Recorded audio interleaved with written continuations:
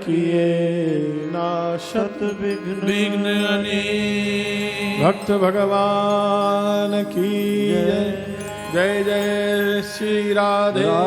नमः पार्वती पतये हर हर महादेव। श्री परशुराम देवाचार्य जी महाराज की जय।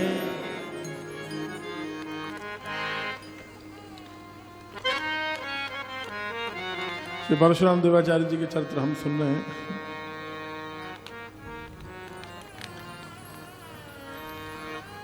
छोटी छोटी इनके 2-3 चरित्र और सुना के फिर अगले चरित्र में चलेंगे। परशुराम देवाचार्य जी का जो जन्म स्थान है तो आपके राजस्थान में बहुत प्रसिद्ध जगह जयपुर के पास नारनौल है ना, नारनौल है। वहीं गौड़ ब्राह्मण परिवार में 16वीं शताब्दी में आपका प्राकट्य हुआ। फिर ऐसी कृपा हुई कि मथुरा आ गए। मथुरा में नारद टीला पर पूर्ववर्ती जगत गुरु श्री निम्बार्काचार्य श्री हरिव्यास देवाचार्य जी महाराज विराजे थे, उनसे दीक्षा ले ली। गुरु जी के साथ सारे भारत के तीर्थों का भ्रमण किया और परशुराम जी में बहुत सारी सिद्धियां आ गई, बहुत सारी सिद्धियां आ गई।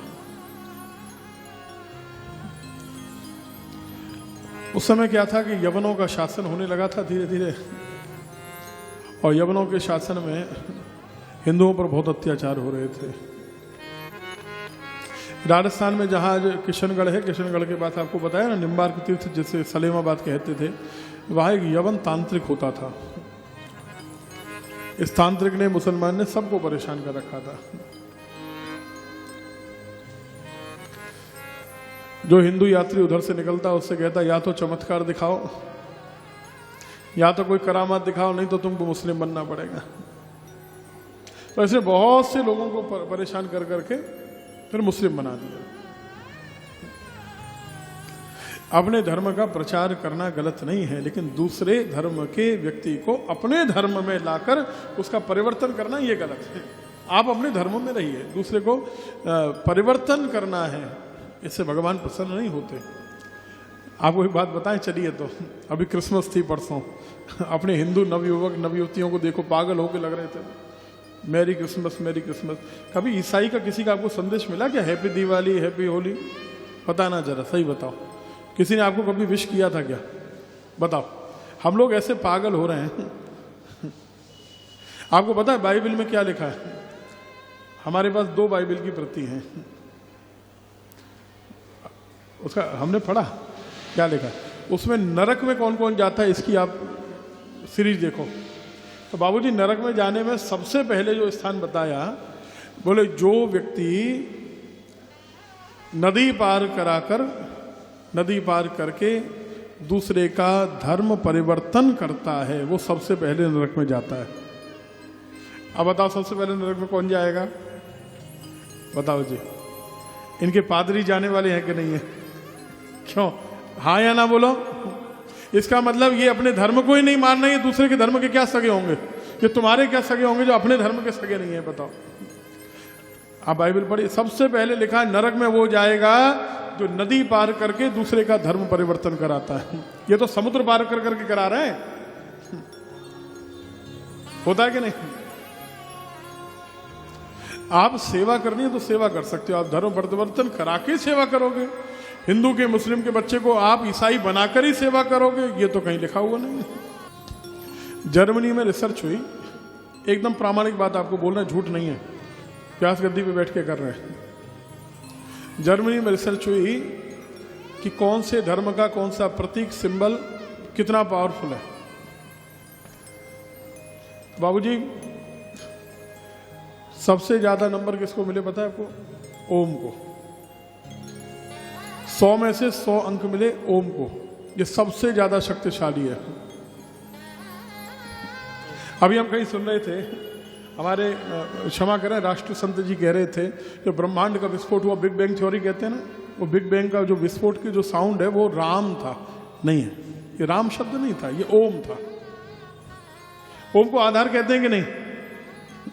शिव पुराण में देख लीजिए, कहते हैं ओम से फिर गायत्री, उससे सारे वेद मंत्र प्रकट हुए, ऋचाएं प्रकट हुई।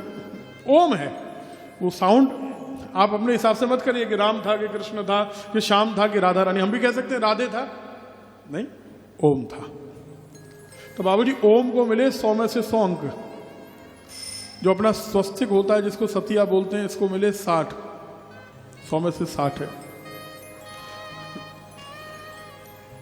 मुस्लिमों का आपने प्रतीक देखा होगा, जो LAY जैसे देखते ना, LAY नहीं होता, ये फारसी में, अरबी में 786 जो इनका नंबर है उसको ऐसे लिखते हैं अरबी में, तो हमको LAY जैसा दिखता है। ये 786 है। कैसे अपने यहाँ 108 को मानते हैं, वहाँ 786 को मानते हैं, उसकी भी प्रधानता है भाई। सब धर्म ग्रंथों की का आदर हमको करना चाहिए। उसको 40% मिले, और जो ये क्रॉस है इसको तो 30% ही मिले। बोलो राधे राधे। तो हम पूछे क्यों जी, 30% वाला फेल होगा कि नहीं होगा? अरे बोलो जी, हाँ या ना बोलो। इतना तो आप लोग भी जानते हो कितने % पे पास होता है आदमी। बोर्ड में 33% पे, और CBSE वगैरह 40% है, 33 है, 40 है। तो मतलब फेल हो गया कि नहीं हो गया? अरे हाँ या ना जोर से बोलो। फिर अपने बच्चों को समझाएंगे कि नहीं? ये भक्तमाल में नहीं आता है। आप लोग और भक्तमाल की कथा में सुन के बात चल गई तो हमने सुना दिया, इसमें 10 मिनट लग गए, लेकिन ये जायज बात है, प्रामाणिक है, अपने बच्चों को समझाने के लिए आवश्यक है। अपने धर्म पर विश्वास करिए, अंधानुकरण मत करिए। यहां तो बाइबल में लिखा हुआ है पृथ्वी चपटी है, गोल नहीं है, चपटी है। और अपने भागवत में क्या लिखा हुआ है? पृथ्वी गोल है। गैलीलियो एक बड़ा वैज्ञानिक हुआ है। ये मरा कैसे पता है? नहीं पता? पता है कि नहीं आपको? गैलीलियो का नाम सबने सुना होगा जब पढ़ते होगे। मरा कैसे, ये पता है कि नहीं? पता है क्या? नहीं पता? इसको फांसी पे चढ़ाया गया था। बोले इतने बड़े वैज्ञानिक को क्यों फांसी पे चढ़ाया? बोले क्योंकि इसने कह दिया कि बाइबल में गलत लिखा है कि पृथ्वी चपटी होती है, इसने सिद्ध किया कि पृथ्वी तो गोल होती है। आज उस गैलीलियो का पाठ पढ़ा रहे हैं कि पृथ्वी गोल होती है, उसने सिद्ध किया। और आपको पता नहीं कि पृथ्वी गोल है, ये कहने के चक्कर में बेचारे का जीवन चला गया। अरे कैसे कह दिया, बाइबल में लिखा पृथ्वी चपटी होती है। समझिए वैज्ञानिक धर्म कौन सा है, आधुनिक धर्म कौन सा है। आप आधुनिक होने के चक्कर में कहीं जो अंधविश्वास है उसका अनुसरण तो नहीं कर रहे हैं। ये अपने बच्चों को समझाने की आवश्यकता है। समझाएंगे ना? ये वाला टुकड़ा तो जरूर निकाल के दिखाइएगा बच्चों को। बोले फिर सर्च तो कर ही सकते हैं, गूगल तो सबके पास है ही, आजकल सब लोग सर्च कर ही लेते हैं। ठीक है, बोले राधे राधे। और यवन तांत्रिक बहुत समस्या डालता था। बहुत सारे यात्री वहां से आए। श्री हरिव्यास देवाचार्य जी महाराज से निवेदन किया कि महाराज वो यवन तांत्रिक समस्या डालता है, चमत्कार करामात नहीं दिखाओ तो मुस्लिम बना देता है। हरिव्यास जी ने कहा शिष्यों से कोई है जो उससे मुकाबला करे? परशुराम देवाचार्य जी ने कही गुरु जी आपकी आज्ञा हो तो हम जाएं। श्री परशुराम जी कुछ संतों को लेकर आए। जहां उस यवन तांत्रिक का अड्डा था सलेमाबाद में, तहस नहस कर दिया। वहीं पे अपनी कुटिया बनाई, वहीं पे अपनी धूनी लगा ली और चिमटा गाड़ के बैठ गए। यवन आया, मारने दौड़ा, एक नहीं चली। तंत्र का प्रयोग किया, एक नहीं चली। क्षमा प्रार्थना करने लगा, चरणों में गिर गया। परशुराम देवाचार्य जी ने कहा कि तुम भविष्य में ऐसा न करो, किसी को पीड़ित नहीं करो, किसी के ऊपर अत्याचार नहीं करो, किसी को यवन न बनाओ, तो मैं तुम्हें क्षमा करूंगा। यवन तांत्रिक भी शरण में आ गया, शिष्य बन गया। कुछ लोग कहते हैं वहां से चला गया। ये स्थान श्री नाभादास जी कह रहे हैं परशुरामपुरी के नाम से प्रसिद्ध हुई। बड़े बड़े राजा महाराजा आए, संत सेवा के निमित्त धन वैभव आश्रम बनाकर समर्पित किया। और फिर राजस्थान के निवासियों ने प्रार्थना की, जैसे वृंदावन से श्री गोविंद गोपीनाथ मदन मोहन राजस्थान आ गए, ऐसे ही सब ने प्रार्थना की श्री परशुराम जी से कि प्रभु अब आप राजस्थान में आ गए हैं तो अब राजस्थान से लौट के मथुरा मत जाइए, तो निम्बार्क संप्रदाय की गद्दी तब से फिर राजस्थान में स्थापित हो गई, क्योंकि राजस्थान भक्ति की धरा है। वृंदावन मथुरा में तो पहले भक्ति का प्रचार प्रसार बहुत है, अब राजस्थान में भी होना चाहिए। इसलिए राजस्थान में ऐसे प्रदेश में, ये किशनगढ़ के पास का जो क्षेत्र था, ये पहला इतना दुरूह दुष्कर था, जैसे आपको बताया, जल भी नहीं था, लकड़ी भी नहीं थी, दातुन करने तक के लिए लकड़ी नहीं थी। वहाँ जब से श्री परशुराम देवाचार्य जी ने अपना स्थान बनाया परशुराम द्वारा, तब से फिर आनंद होने लग गया, प्रसिद्धि बहुत बड़ी। एक बार दिल्ली का एक बादशाह आया, जिसके नाम से जगह का नाम सलेमाबाद पड़ा। इस बादशाह की कोई संतान नहीं थी, शरण में आया, संतान के लिए प्रार्थना की। बहुत कीमती दुशाला था, वो दुशाला श्री परशुराम जी को भेंट में दिया है। श्री परशुराम जी उस समय धूनी के सामने बैठ के हवन कर रहे हैं। जैसे ही दुशाला हाथ में आया, श्री परशुराम जी ने दुशाले को लिया, धूनी में डाल दिया। बोलो राधे राधे। बादशाह क्रोधित हो गया, बोले आपको इतनी तमीज नहीं, हम इतना महंगा दुशाला लेके आए आपके लिए कश्मीरी, आपने अग्नि में डाल दिया। अच्छा भैया, तुम्हें कष्ट है तो तुम्हारा दुशाला लौटा देते हैं। कैसे लौटा दोगे? जल्दी जल गया वो तो। रुको एक मिनट रुको। धूनी में से एक दुशाला, दो दुशाला, 4, 20, 50, 100 निकालने लगे। भैया ये बहुत सारे दुशाले हैं, इनमें से जरा छांट लो, तुम्हारा वाला दुशाला कौन सा है? बोलो राधे राधे। चरणों में गिर गया महाराज। स्वामी श्री हरदास जी महाराज के प्रसंग में भी हम आगे ये सुनेंगे। हरदास जी का प्रसंग आपको सुनाएंगे, जिन्होंने श्री बांके बिहारी जी को प्रकट किया। देखो अभी तो शुरुआत हो रही है, इसलिए कभी गंभीर कभी रसीली ऐसी कथा चलेंगी, फिर रसीली रसीली कथा भी सुनाएंगे। खाली मीठा मीठा अच्छा थोड़ा नहीं लगेगा, थोड़ा नमकीन भी चाहिए ना। फिर अभी तो रसीले चरित्र आने हैं। हरिराम व्यास जी का आएगा, हितरवंश जी का सुनाएंगे, नामदेव जी सुनाएंगे, मीराबाई जी सुना देंगे। जो आएगा, जो भगवान बोलते चलेंगे वो सुनाते चलेंगे आपको। हाँ, बादशाह ने परशुराम देवाचार्य जी से प्रार्थना की और उनके आशीर्वाद से फिर दिल्ली में संतान हुई, बादशाह की संतान हुई और स्थान का नाम सलेमाबाद हुआ, जिसे हमने बताया। अब श्री वसुंधरा जी ने निम्बार्क तीर्थ कर दिया।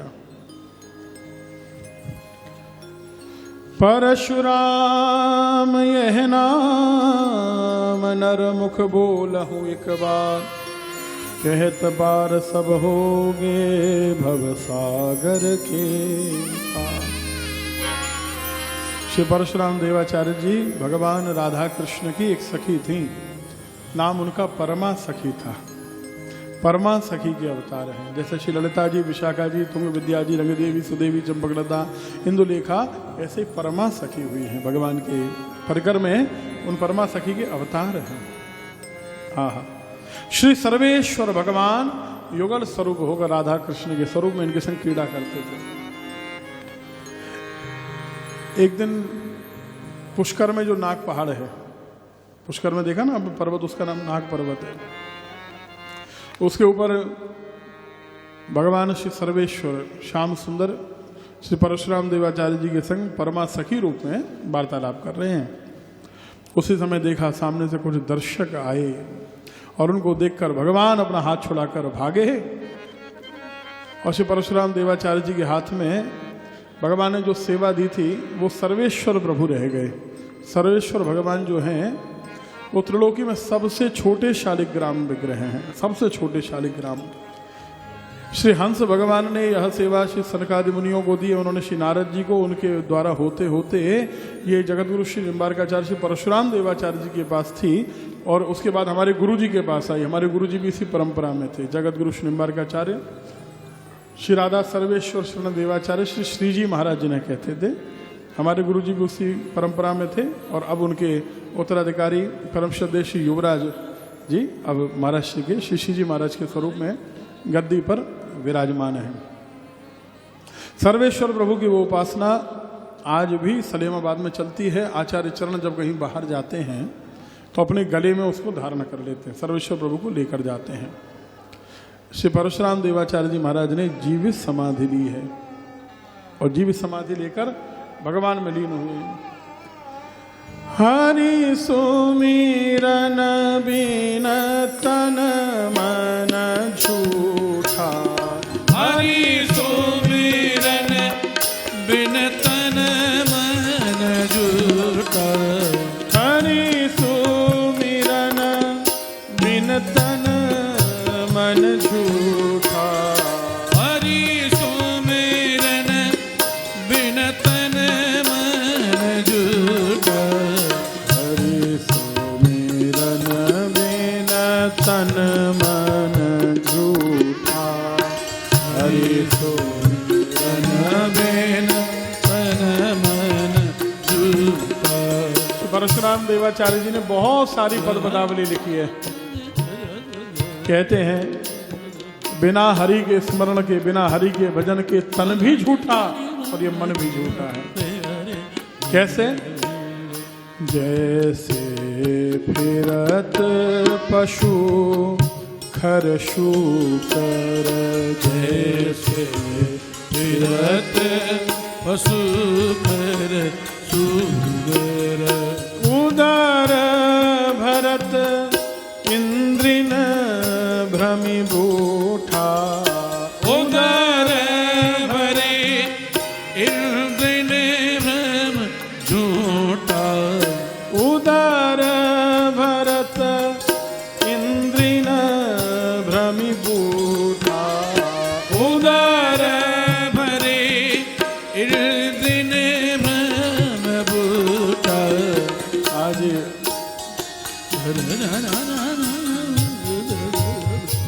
इंद्रियों का जो भ्रम है ना, हाँ, जितने पशु है ना, इन पशुओं की तरह पेट भर जाए, हमको लगता है बड़ा सुख है, बड़े सुख में है। रोटी के काज नर देश परदेश जात, रोटी के काज नारे नाचे खोल छोटी हैं, रोटी के काज नर संतन को वेश धरे, रोटी के काज सुने बात खरी खोटी हैं, रोटी के काज शूर वीर तरवार करें, रोटी के काज कट जात बोटी बोटी है, कहें कवि के शब मन में देखो विचार, बाकी सब झूठी एक सांची दाल रोटी। हाँ, ये उधर भरने पे एक कथा याद आ गई हमको। रतनलाल जी, एक कथा याद आ गई उधर भरने पे हमको। हाँ, दो मित्र थे, एक था गप्पू, एक था पप्पू। क्या नाम था जी? गप्पू पप्पू। है? गप्पू पप्पू। गप्पू, दूसरा पप्पू। गप्पू पप्पू नहीं, क्या था? गप्पू, दूसरा पप्पू। दूसरा पप्पू। हाँ, माधवगढ़िया जी क्या नाम थे? एक मित्र का नाम गप्पू, दूसरे का पप्पू। हाँ, और दोनों मित्र बेचारे के पैसा वैसा था ना, सुबह सुबह घूम रहे, और गप्पू ने कही पप्पू भूख तो बड़ी जोर की लगी है। पप्पू ने कही तुमसे ज्यादा हमको लगी है, प्राण निकले जा रहे हैं। देखो जेब में कुछ है क्या? गप्पू ने कही कहाँ से आवेगा, कोई देने वाला थोड़े नहीं है, कल भी फाका था आज भी फाका है, कुछ नहीं। जलेबी खाने की इच्छा हो रही है। अरे बोले इच्छा हो रही है तो दबा लो, बिना पैसे की जलेबी नहीं आती है। गप्पू ने कही तो एक काम करो ना पप्पू जी, जलेबी मिलेंगी नहीं, देख तो सकते, देखने के पैसे थोड़े नहीं लगते। बढ़िया बनारस में चौक पे रामलाल हलवाई था, उसके यहाँ पहुँच गए। सामने रामलाल हलवाई के बढ़िया बढ़िया देसी घी की जलेबी उतर रही है। गप्पू ने कहा पप्पू जलेबी उतर रही है। पप्पू ने कहा मुंह में आ रहा है पानी, अब क्या करें? गप्पू ने कहा अब जो होगा सो देखा जाएगा, पिटाई तो करेगा, भीड़ इतनी लग रही हो सकता है उसको ध्यान में नहीं रहे, पाई ली जाए जलेबी। हाँ लाओ भैया, रामलाल जी पुराना समय था भाई, 10 रुपया की जलेबी दो। और 10 रुपए की जलेबी उस समय पाव भर के आती थी। हाँ लाओ लाओ 10 रुपए की जलेबी दो। बढ़िया दोना भर के रामलाल जी ने जलेबी दे दी। गप्पू जी ने खाना शुरू किया। पप्पू जी दूर से देख रहे हैं कि अब ये पिटने वाला है। अब बढ़िया उसके मुंह में जा रही है बढ़िया बढ़िया देसी घी की जलेबी और स्वाद आ रहा है पप्पू को। पप्पू ने कही अब ये पिटेगा तो हम भी पिट लेंगे, अपन भी चले। लाइए रामलाल जी थोड़ा 10 रुपए की जलेबी हमको भी दीजिएगा। लीजिए, आप लीजिए 10 रुपए की जलेबी। अब गप्पू जी पहले पहुंचे थे 5 मिनट पहले, तो उनकी जलेबी पहले पूरी हो गई। रामलाल जी ने कहा लाइए जी 10 रुपए, आपको दिए थे ना, वो 10 रुपए दिए थे ना, 10 रुपए की नोट बढ़िया करारी वाली दी थी, वो मोदी जी ने नई नई निकाली है, चूरन चटनी जैसी नोट, वो दी तो थी आपको भी। हाँ, चूरन चटनी जैसी लगती है हमको तो। 2000 रुपए की नोट भी ऐसी लगती है बाबू जी, जैसे बच्चे खेलते थे ना बचपन में, वैसे चूरन वाली नोट। खैर, अभी 10 रुपए दिए थे ना, अब दिए थे, अरे दिए थे हमने, लाओ जी लाओ। अब तो 10 रुपए मांग रहे हो, भलाई का जमाना ही नहीं रहा साहब, लोटेरे हो गए हैं भाई। रामलाल ने कहा नहीं दिए, गप्पू ने कहा हमने दिए, तुमने देखे नहीं, तुमको ध्यान नहीं। अब दोनों में लड़ाई झगड़ा होने लगा। पप्पू जी ने कही हम निकल लेते हैं बारीकी से। सुनो जी, रामलाल जी एक बात सुनो। हाँ हाँ बोलो साहब। देखो तुम दोनों आपस में लड़ो तो लड़ो, कहीं ऐसा नहीं हो कि हमने जो 10 रुपए दिए थे उसको भूल जाओ। रामलाल ने सोची कि अब 2 लोग तो झूठ नहीं बोल सकते। नहीं, वो पप्पू जी आप चिंता नहीं करें, आपके 10 रुपए तो मुझको याद हैं, आपने दिए थे। हाँ, बाकी इस गप्पू के नहीं याद हैं। गप्पू जी लाओ 10 रुपए। पप्पू ने कही एक बात बतावें, 10 रुपए इसने दिए तो थे, वो हमारे सामने ही दिए थे। पक्की बात? बिल्कुल पक्की बात, हमारे सामने दिए। अच्छा, आपके सामने दिए तो सही ही दिए होंगे। बढ़िया बढ़िया। रतन लाल जी 250-250 ग्राम जलेबी पाई और उधर पे हाथ फिराते हुए, हाँ, उदर भरत इंद्रिन भ्रमिगूढ़ा, उदर भरत इंद्रिन भ्रमिगूढ़ा, हरे सुमिरन बेन तन मन झूठा, हरे सुमिरन बेन तन मन